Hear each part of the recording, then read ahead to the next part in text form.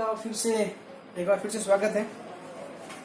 अब हम इस लेसन का दूसरा इंपॉर्टेंट पर्सन है वो पढ़ने जा रहे हैं, जिसमें ये बताया हमने पहले पढ़ा था कि भारतीय अर्थव्यवस्था एक अविकसित अर्थव्यवस्था के रूप में कैसी हो सकती है। तो अविकसित अर्थव्यवस्था क्या होता है, लेकिन इन 70-80 सालों के अंदर हमने बहुत अच्छा विकास कर लिया है।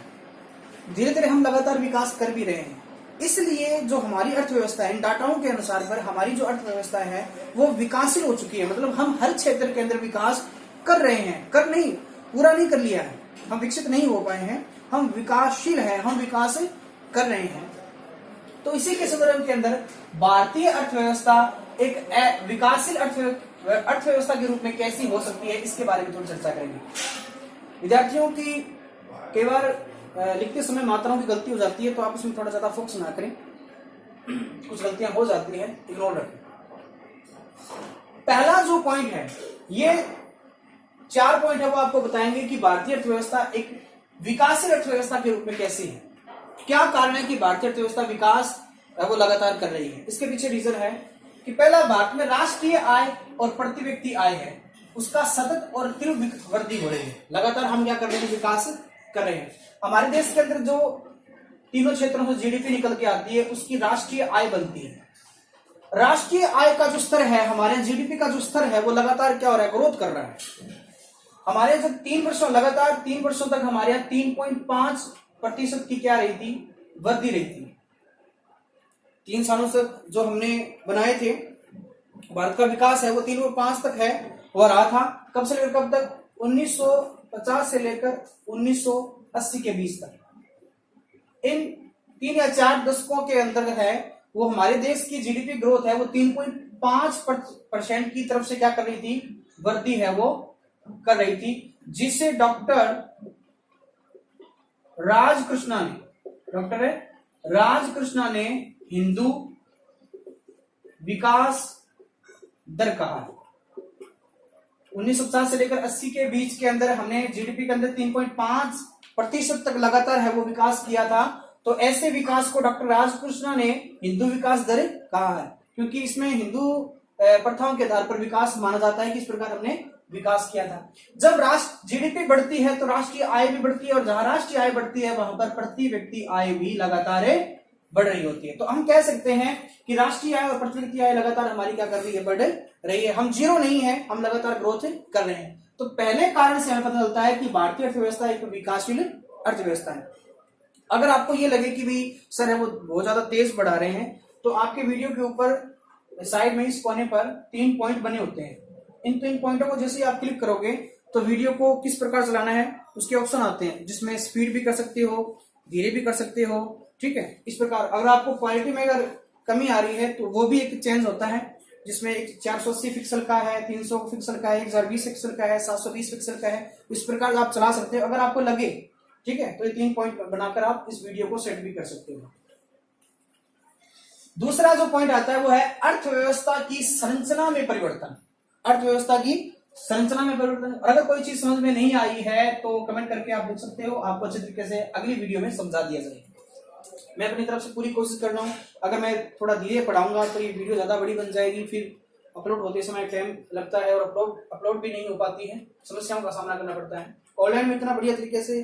तो मैं कोशिश पूरी करूंगा कि आपको हर एक चीज अच्छे तरीके से समझा दी जाए, लेकिन ऑफलाइन में जितना बढ़िया तरीके से या डीप है वो हर बच्चे को डीप पढ़ानी पड़ती है, क्योंकि मैंने जो टॉपिक लिया है वो अर्थशास्त्र है, और अर्थशास्त्र बच्चे तो ऐसे नहीं पढ़ते हैं क्योंकि ये हार्ड टॉपिक माना जाता है। तो मैंने हार्ड पहले लिया है ताकि आगे आपको ज्यादा दिक्कतें नहीं आए।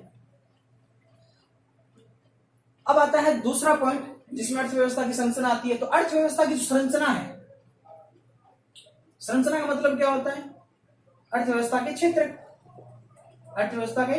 क्षेत्र, जिसमें 1, 2 और 3 लगातार हमने 3 पढ़े थे। पहला कृषि, दूसरा उद्योग क्षेत्र, तीसरा सेवा क्षेत्र। तीसरा हमने क्या पढ़ा, सेवा क्षेत्र है वो लगातार हमें पढ़ते आ रहे। कृषि क्षेत्र, अगर रोजगार की बात करें, रोजगार तो कृषि क्षेत्र के अंदर रोजगार है, पहले कितना था, 90% था, ठीक है। 1950 तक है वो 90% था। उद्योग क्षेत्र है वो रोजगार 90% था, बाकी में थोड़ा कम था।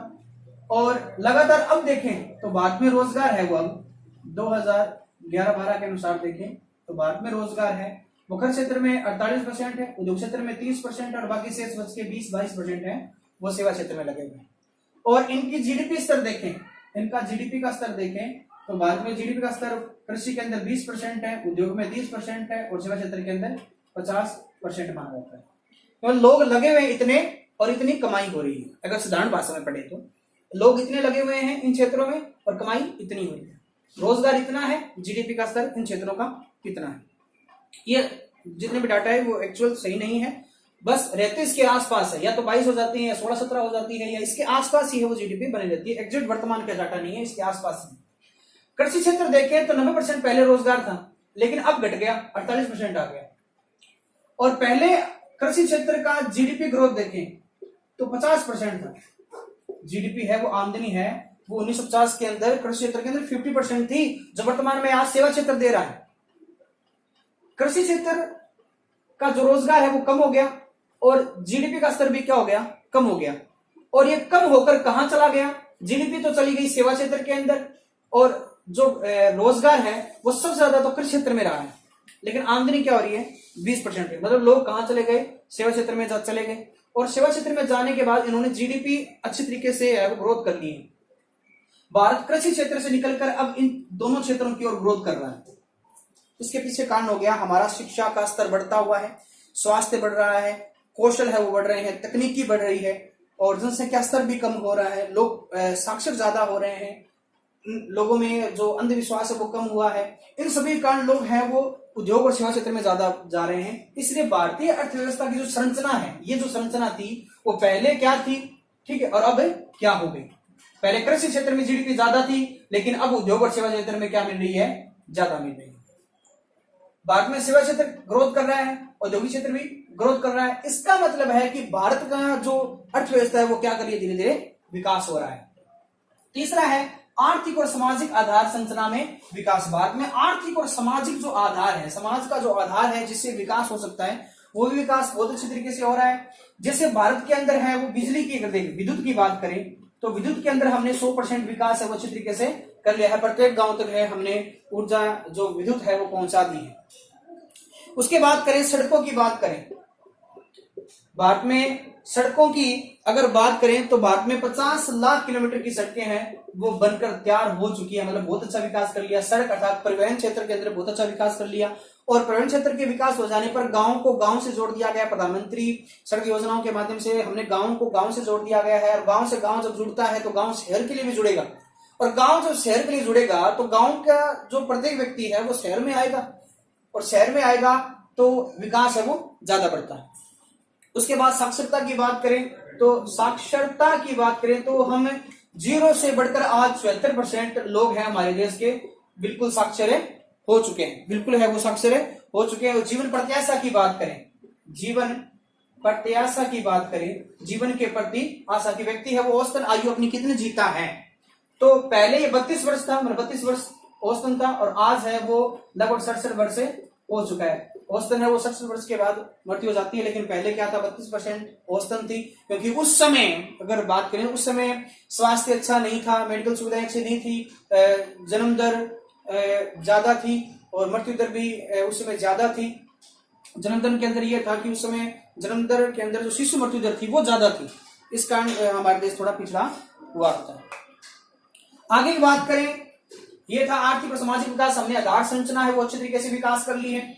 चौथी बात करें अन्य कारण पढ़े हैं विदेशी व्यापार अंश, कि विदेशों के अंदर जो हमारा आयात और निर्यात का जो ढांचा है वो अब क्या कर लिया, हमने विकसित कर लिया। वर्तमान में देखिए तो आयात निर्यात का औसतन हमने 4%, विश्व के अंदर आयात निर्यात का भारत का 4% के आसपास है वो हिस्सेदारी है, ये बहुत अच्छी बात है।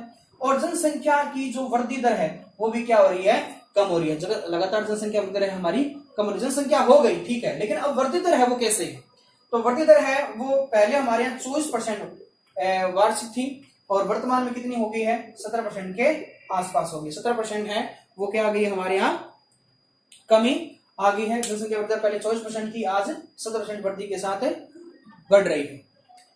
अब इन सभी बातों से पता चलता है कि भारतीय अर्थव्यवस्था है वो एक विकासशील अर्थव्यवस्था है, क्योंकि हम लगातार क्या कर रहे हैं, शिक्षा, स्वास्थ्य, गरीबी, बेरोजगारी, इन सभी से लड़ने की कोशिश कर रहे हैं, भिन्न भिन्न प्रकार की योजनाएं चला रहे हैं, जिससे कारण लगातार हमारे क्या हो रहा है, ग्रोथ हो रहा है। एक पॉइंट और पढ़ते हैं, इसका स्क्रीनशॉट ले सकते हो, साथ साथ में आप लिख सकते हो, और इसकी पीडीएफ जो फाइल होती है वो मैंने व्हाट्सएप ग्रुप में डाल दी है, वो आप देख सकते हो, और इस वीडियो के लिंक के अंदर भी है, आप इसे चेक कर सकते हो। अब हम एक पॉइंट पढ़ते हैं। पहले एक शब्द का अर्थ है जनांगीकी क्या होता है। जनांगीकी क्या होता है? जनगणना का मतलब क्या होता है कि मानव जनसंख्या का वैज्ञानिक अध्ययन, मानव जनसंख्या का वैज्ञानिक अध्ययन ही क्या कहलाता है, जनगणना कहलाता है। मानव की जो जनसंख्या है, मानव की जो जनसंख्या है उसका वैज्ञानिक अध्ययन क्या कहलाता है, जिसमें होता है वह क्या कहलाता है, जनगणना कहलाता है। आपके किताब के अंदर है, आप उसको साथ साथ जब ये आप वीडियो देख रहे होते हो तो अपनी किताब अपने पास रखा करो और वो पॉइंट टू पॉइंट पढ़ा करो, ठीक है। उसके बाद एक पॉइंट आता है राजकोषीय अनुशासन क्या होता है। राजकोषीय अनुशासन, इसका मतलब क्या होता है, राजकोषीय, हमारा जो राष्ट्र का जो कोष है उसमें अनुशासन, हमारे जो राष्ट्र है, सरकार का जो कोष है उसमें अनुशासन कैसे होना चाहिए। उसमें अनुशासन ये होना चाहिए कि हमारे यहाँ जो घाटा है, सरकारी घाटा है, सरकार को जो घाटा लगता है वो, और दूसरा जो सरकारी ऋण है, सार्वजनिक ऋण जिसे बोलते हैं, सरकारी ऋण, इन दोनों का स्तर क्या होना, कम होना, कि हमारे सरकार को घाटा ज्यादा ना लगे, हमारे देश को ज्यादा ऋण ना लेना पड़े, तो इन सभी का स्तर है वो नीचे होना ही क्या कहलाता है, राजकोषीय अनुशासन करता है। कि सरकार के वे प्रयास जिससे सरकारी घाटे और सरकारी ऋण क्या हो सके, कम हो सके, उसी को हम क्या कहते हैं, राजकोषीय अनुशासन कहते हैं। बुक के अंदर इसकी और अच्छी तरीके से परिभाषा दी गई है। आगे हम ये सरकारी घाटा पढ़ेंगे, ये क्या होता है सरकारी घाटा, जिसे व्यापार घाटा भी कहा जाता है। और व्यापार घाटा के बाद हम आगे पढ़ेंगे, इसका जो पॉइंट है वो राजकोषीय अनुशासन के बाद हम पढ़ते हैं व्यापार घाटा, और व्यापार घाटा के बाद हम आगे पढ़ेंगे भुगतान संतुलन के बारे में पढ़ेंगे। क्या पढ़ेंगे, भुगतान संतुलन के बारे में है वो लगातार पढ़ेंगे। व्यापार घाटा और भुगतान संतुलन के बारे में पढ़ेंगे। फिर हमारे देश के अंदर 1990 के अंदर जो आए आर्थिक संकट है उसके बारे में पढ़ेंगे। और आर्थिक संकट के बाद में हमने जो 3 आयाम लिए थे उन 3 आयामों के बारे में भी पढ़ेंगे। वीडियो देखने के लिए बहुत बहुत धन्यवाद। जुड़ते रहिए इसी वीडियो के साथ आगे इसी पाठ्यक्रम में। जय श्री कृष्ण।